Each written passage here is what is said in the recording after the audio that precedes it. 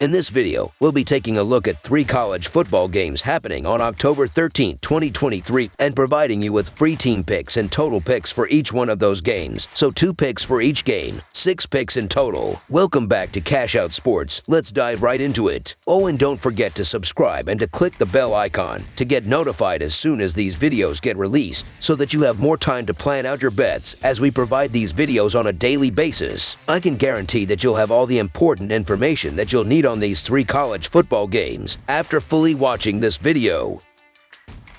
One more thing before we start. If you would like to gain access to our best exclusive sports picks to take your journey to the next level, then check out our Patreon in the link down below, where we offer our best single picks, parlay picks, and much more. Now let's get started.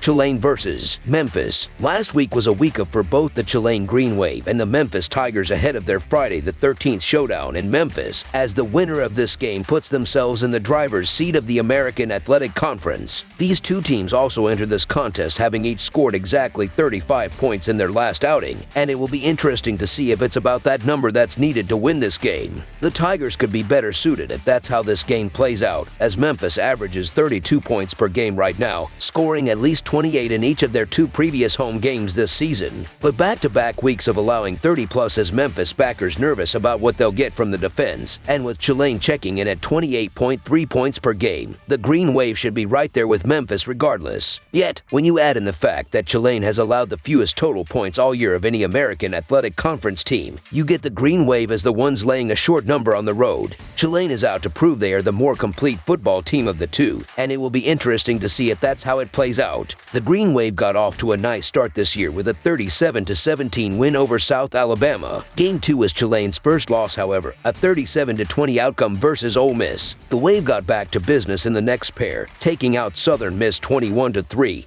and Nishaul State 36-7. In the win over the Colonels, Tulane Michael Pratt put up 190 yards with 2 scores and a pick.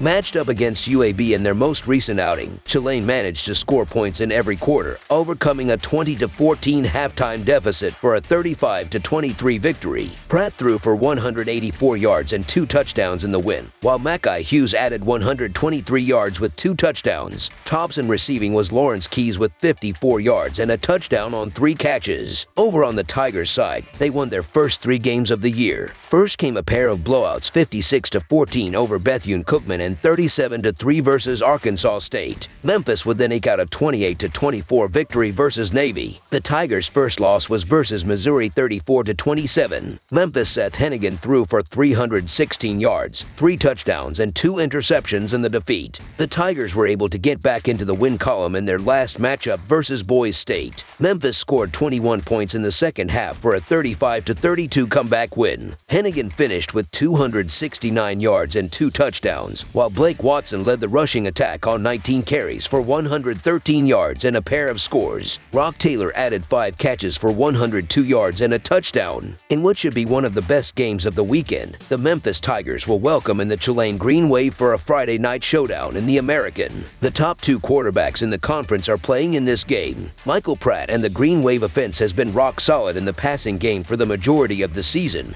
But there is cause for concern in the run game, as Tulane is 107th in rushing success rate and 113th in expected points added per rush through the first 5 weeks. As it happens, the strength of this Memphis defense happens to be against the pass, with the Tigers' defense sitting at 15th in passing success rate and 3rd in success on 3rd and 4th downs this season. So while Tulane will certainly get their explosive plays and find the end zone in this one, I certainly see a path for Memphis to put the Green Wave behind the chains and get off the field on crucial 3rd downs when a stop is needed. Conversely, Seth Hennigan and the Tigers' passing attack should feast against a Tulane defense that is 86th in passing success rate, despite having played just 1 competent passing offense to this point. Tulane opened its season with strong showings against a pair of quality opponents in South Alabama and Ole Miss. However, both of those games came at home, where Willie Fritz's team has traditionally been excellent against the spread. Since then, the Green Wave have looked a bit sluggish against the likes of Southern Miss and UAB, teams that aren't remotely in Memphis class. On the other side, the Tigers are coming off a much-needed bye week following tight games against Missouri and Boise State, and have now been at home for 3 consecutive weeks. The worry with Memphis is that their defensive damage dam that's been leaking yards and not allowing points all year long finally bursts. But even in that case, this is a Memphis program that hasn't scored fewer than 24 points at home since week 1 of the 2019 season.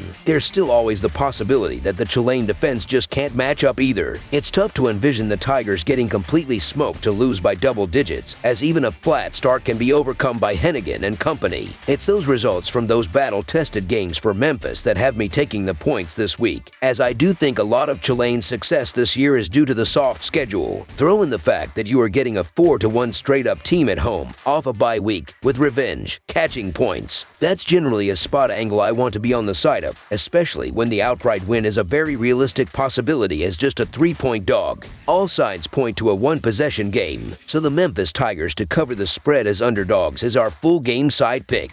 The potential may be there for this to be a defensive-minded 24-21 battle for first place, but there are just too many concerns on both defenses to think that's how this game plays out more often than not. Memphis is still giving up nearly 450 yards per game, and Pratt is just as capable of torching the opposing defense in this spot. Tulane's off that bye week as well, with 2 weeks to prepare for a Tigers defense that one could argue has been extremely lucky and fortunate in high leverage spots. Tulane's defense has warning signs as well, with that soft schedule and horrible red zone defense. If Memphis marches up and down the field on them from the outset, the Green Wave offense will have no choice but to search for splash plays. You've needed at least 33 points to win this rivalry game in each of the past 6 seasons, and the scores from the past 2 meetings, 38-28 Tulane in 2022 and 33-28 Memphis is 2021, sounds right about where this game ends up more often than not. Over the projected total is our full game total pick. Fresno State versus Utah State. The Utah State Aggies play host to the Fresno State Bulldogs on Friday night in a Mountain West showdown from Merlin Olsen Field. The Bulldogs come into this one fresh off their first loss of the season, though they remain a contender for the conference title. For Utah State, they sit at 3-3, and as they ride 2 wins in a row coming into this one, have some confidence to draw from. The Bulldogs have won 7 of the last 10, as well as grabbing a 9-point win in last year's meeting between these two, giving them the upper hand in this one. Regardless, this expects to be an exciting matchup and is certainly one that Mountain West fans will want to tune in for. Fresno State sits with a 5-1 record overall, but they are coming off a disappointing loss in the last game. In the last game against Wyoming, the offense scored only 19 points, and that led to the 5-point defeat. Quarterback Mikey Keene completed 23 of his 35 passes for 218 yards and a touchdown. Fresno State is averaging 33.5 points while their defense is giving up 18 points per game. The offense is ranked 38th while the defense is ranked 24th. In this game, the offense is going to need to be better. On the season, Mikey Keene has thrown for 1,632 yards, 15 touchdowns, and 4 interceptions. Utah State comes into this game with a 3-3 record, and they are coming off a big victory in the last game. Utah State scored 44 points against Colorado State, and that was enough for the 20-point victory. Cooper Legg has completed 19 of his 29 passes for 387 yards, 4 touchdowns, and 2 interceptions. Utah State is averaging 38 points while their defense is giving up 32 points per game. The offense is ranked 15th in the league while the defense is ranked 112th. In this game, the offense will need to be good, but even more important is going to need to be the defense. We have Friday night college football in the Mountain West as Fresno State travels to Utah State for an evening tilt. Fresno State comes into the game at 5-1, but they did suffer a setback to a really good Wyoming team on the road last week.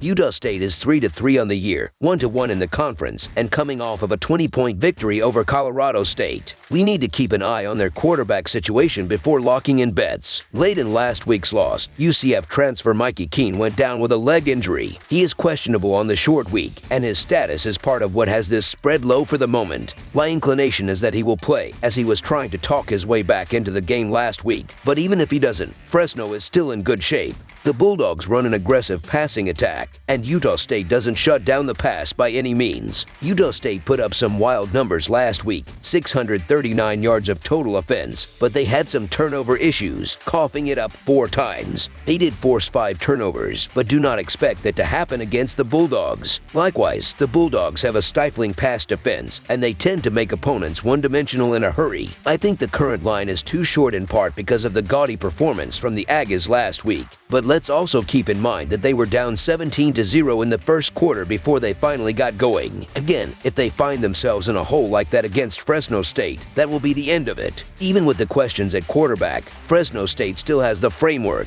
They have a pair of 300-yard backs that can alternate in controlling the clock, and part of the reasons for their weak ground game has been keen at quarterback. With him out, they are happy to lean on the ground game, especially against a Utah State defense that has struggled up front. For the Aggies, they have questions at quarterback, which is bound to be a slight distraction, while Fresno State's defense has looked elite against all types of offenses in this one. Fresno State fell out of the top 25 in their last game, as they had their 14-game win streak snapped. They have a solid backup that has experience. Utah State has won 2 in a row, but in their 3 wins, the team they have beaten have only combined for 3 wins. The Bulldogs are not as balanced as the Aggies, but have a better defense. The Utah State Aggies will have to prove if this recent stretch is serious or not, as wins over UConn and Colorado State don't move the needle that much. Utah State is still one of the worst defenses in the country. That's ranked 107th in total defense and 111th in scoring defense. Fresno State is far and away the more balanced team, with a top 20 passing offense and a top 25 scoring defense. Fresno has also proven itself on the road, where it's won 6 of its last 7 tries. I like this Fresno State team to get back on track, and I like it even more if Keene's status is confirmed before kickoff. Even though Fresno State may go with their backup quarterback, they will have a big game on offense, and while Utah State will put up a fight at home, the Bulldogs should take care of business. The Bulldogs might not dominate as much as they would have with Keene, but still will grab the W regardless. So the Fresno State Bulldogs to win and cover the spread as favorites is our full game side pick.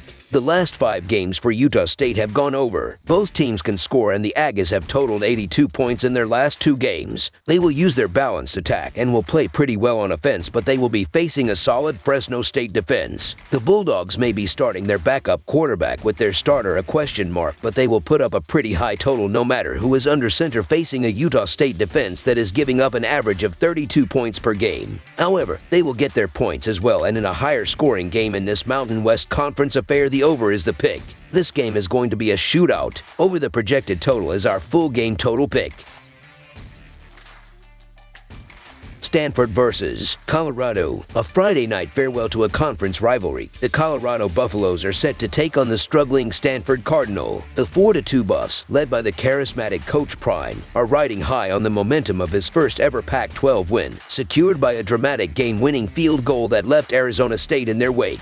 On the flip side, the 1-4 Cardinals squad from Stanford finds themselves mired in a disheartening 4-game losing streak. Their latest setback, a lopsided home defeat at the hands of the number 8 Oregon Ducks. As they prepare to face off for the 13th time in their history, the series stands evenly split at 6-6. However, this game carries extra significance as it marks the last conference meeting between these two teams, with Colorado charting a course for the Big 12 and Stanford embarking on a journey from coast to coast to the Atlantic Coast Conference. Stanford dropped to 1-4 after being blown out by Oregon in Palo Alto, 42-6. The Cardinal led after the first quarter, but the Ducks would go on to pour it on, and they'll look to avoid a 0-4 start in conference play. The Stanford offense is scoring 19.2 PPG, while passing for 194.8 yards per game, rushing for 148.8 yards per game, and converting 41.3% of their third downs. Colorado comes in at 4-2 after defeating Arizona State in Temp by 3, 27-24. The Buffaloes responded to a late rally from the Sun Devils to get back into the win column, and they'll look to double down here against Stanford. The Colorado offense is scoring 33 points per game, while passing for 337.2 yards per game, rushing for 78.7 yards per game, and converting 44.1% of their third downs. Colorado is 4-2 this year and one of the biggest stories in football. They only had 1 win last year, and their win total was 3.5 before the season. Their only 2 losses this year have been against 2 top 10 teams in USC and Oregon. On the other side is Stanford, whose preseason win total was 3, and they are 1-4 this season.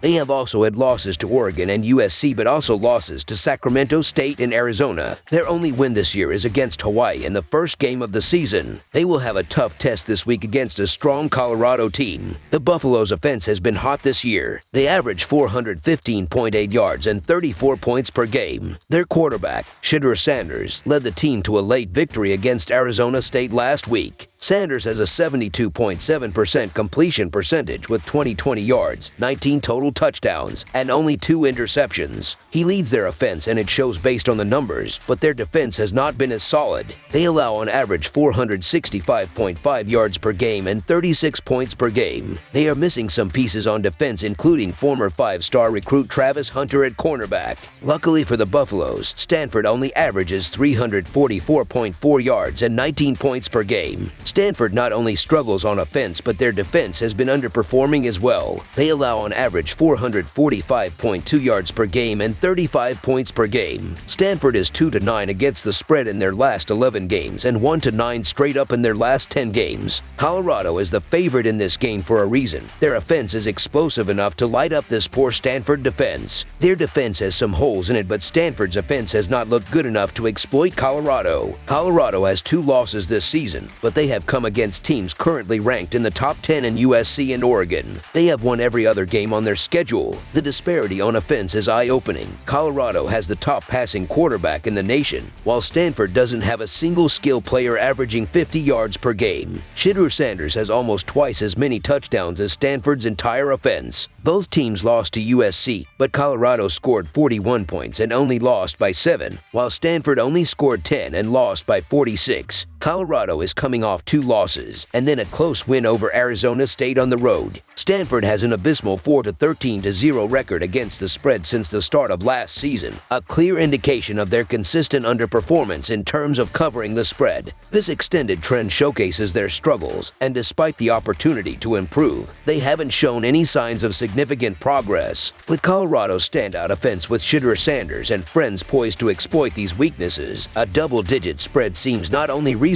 but also advantageous for those looking to capitalize on Stanford's ongoing against-the-spread woes. I've been trying to pick my spots when to back the Buffs, and while the big play and quick pace with Stanford can be concerning, the Cardinal got crushed on the road against another high-octane offense when they got blown out by USC. Colorado's had their moments, but they've been able to light up bad defenses this season, especially at home, and I think they do that here. I just think the line is a tad light. Dan and company will look to put up big numbers here to keep the country talking about them. So the Colorado Buffaloes to win and cover the spread as favorites is our full game side pick. That's all for now, so if you have any other games you would like reviewed, then leave a comment down below with the game you would like analyzed. Subscribe to our channel, leave a like on this video, and we'll get to it as soon as we possibly can. We would also love to hear your opinion on the picks presented to you in this video, whether you agree or disagree with them, so leave a comment down below and do let us know.